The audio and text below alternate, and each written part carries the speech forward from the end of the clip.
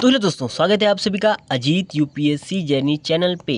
दोस्तों कैसे हैं आप? आशा करता हूँ आप सभी स्वस्थ होंगे, मस्त होंगे। तो दोस्तों आज का हमारा वीडियो होने वाला है ज्योग्राफी यानी कि भूगोल का वायुमंडल, जो कि काफ़ी इंपॉर्टेंट चैप्टर होता है, जो कि यूपीएससी यूपीपीसीएस और one day exam, railway, SSC, RO, ठीक है, आर्मी, आज सभी एग्जामों के लिए इम्पॉर्टेंट होता है, जिसमें से क्वेश्चन आते ही आते हैं। ठीक है, तो ये हम यहाँ पे टॉपिक कवर करने वाले हैं इस वीडियो में। ठीक है, ये तो अपने शॉर्ट नोट्स मैंने लिया है खुद का, और उसी से आप सभी को बताऊँगा। ठीक है, और आशा करता हूँ आप सभी को वीडियो बहुत प्यारा लगेगा, तो प्लीज़ वीडियो को पूरा देखिएगा। ज़्यादा समय नहीं लूँगा क्योंकि मेरे पास भी समय नहीं है, मुझको खुद पढ़ाई करनी है। तो 5 या 6 मिनट का वीडियो होने वाला है। ठीक है, तो सबसे पहले वायुमंडल की डिफिनेशन देख लेते हैं। पृथ्वी के चारों ओर फैले विभिन्न गैसों की परतें वायु का आवरण ही वायुमंडल कहलाती हैं या वायुमंडल कहलाता है। ठीक है, अब हम आ जाते हैं वायुमंडल का संगठन क्या होता है। 3 भागों में डिवाइड किया है, गैस में, जलवाष्प में और धूलकण में।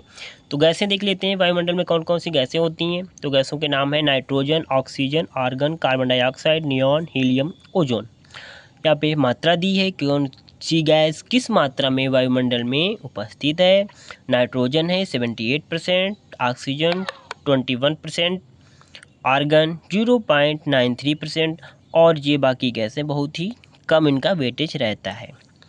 देन हम जलवाष्प के बारे में देखते हैं। तो जलवाष्प 0 से 4% तक बादल, वर्षा, कोहरा पृथ्वी के लिए उत्तरदायी होता है। ठीक है, अगर हम बात करें धूलकण की, तो आर्द्रताग्राही केंद्र होता है और आकाश का नीला दिखना धूलकण का ही एक कारण होता है। ठीक है, अब हम बात करते हैं वायुमंडल की परतों के बारे में। यहाँ पे वायुमंडल की परतों को मैंने एक चित्र के माध्यम से दर्शा दिया है, जिसमें 5 परतें हैं: क्षोभ मंडल, समताप मंडल, मध्य मंडल, आयन मंडल और वायुमंडल। बारी बारी से सभी को थोड़ा डिटेल में डिस्क्राइब कर लेते हैं। क्षोभ मंडल जो कि 8 से 18 किलोमीटर तक की दूरी तक है, वायुमंडल की निचली परतें हैं। और मोटाई की बात करें तो मोटाई ध्रुवों पर मोटाई 8 किलोमीटर होती है, जबकि विषुवत रेखा पर मोटाई 18 किलोमीटर की होती है। ठीक है, अगला पॉइंट है सभी मौसमी घटनाओं का होना। इसमें सभी मौसमी घटनाएं पाई जाती हैं। ठीक है, और पृथ्वी का वायुमंडल, ये पूरा डायग्राम है, आप लोग देख सकते हो। इसके बाद है सामान्य ताप ह्रास दर, जो इसकी होती है वो 165 मीटर से 1 डिग्री सेल्सियस तक होती है। जिन क्षोभ सीमा बराबर क्षोभ मंडल एवं समताप मंडल को बांटने की सीमा होती है। क्षोभ सीमा किसे कहते हैं? तो क्षोभ सीमा क्षोभ मंडल एवं समताप मंडल को बांटने वाली सीमा को कहते हैं। ठीक है, अब हम आ जाते हैं अपने दूसरे पॉइंट पर। दूसरा है समताप मंडल। इसकी रेंज कितनी होती है? 50 किलोमीटर तक। ठीक है, पहला पॉइंट है ऊपर जाने व ऊंचाई पर बढ़ने पर तापमान में वृद्धि होती है।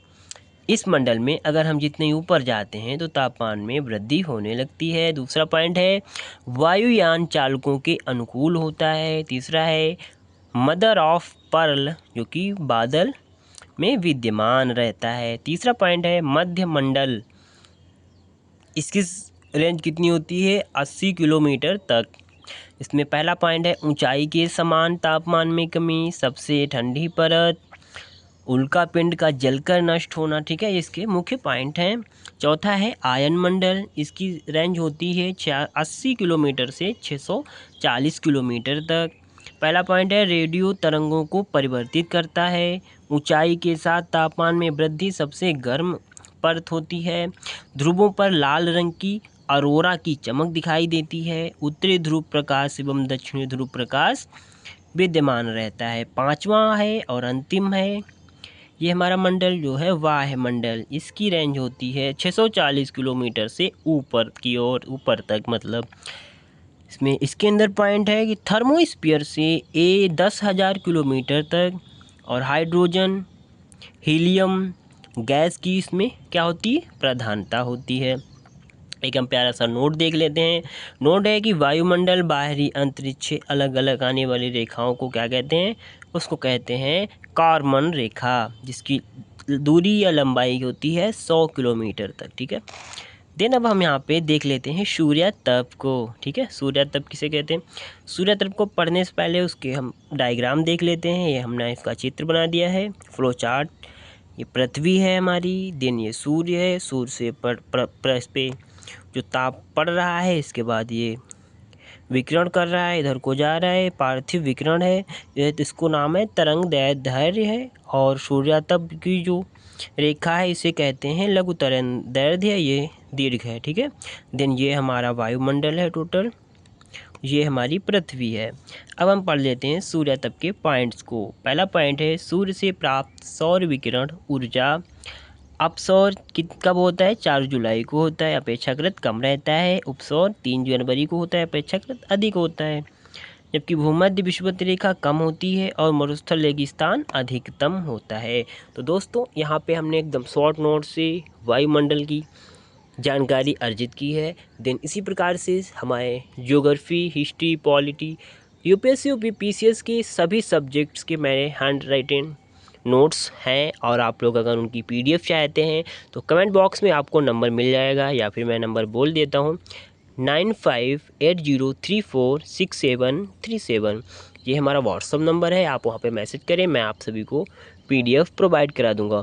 और हमारे एक आंसर राइटिंग प्रोग्राम भी चलता है, उसकी पीडीएफ भी आप सभी को मिल जाएंगी। ठीक है, तो अगर आप सभी को ये वीडियो का 1% भी अच्छा लगा हो तो प्लीज़ लाइक कर दीजिए, क्योंकि वीडियो बनाने में, शूट करने में काफ़ी ज़्यादा वक्त लग जाता है। तो आप लोग उसका फल मुझे ज़रूर देंगे एक लाइक के माध्यम से। और अगर आप सब्सक्राइबर नहीं हैं, हमारे नए व्यूवर हैं, तो प्लीज़ एक सब्सक्राइब तो बनता है। Thank you so much. आप सभी स्वस्थ रहें, मस्त रहें, आपकी पढ़ाई अच्छे वे में चले, बस इन्हीं स्वेच्छा कामनाओं के साथ बहुत बहुत धन्यवाद।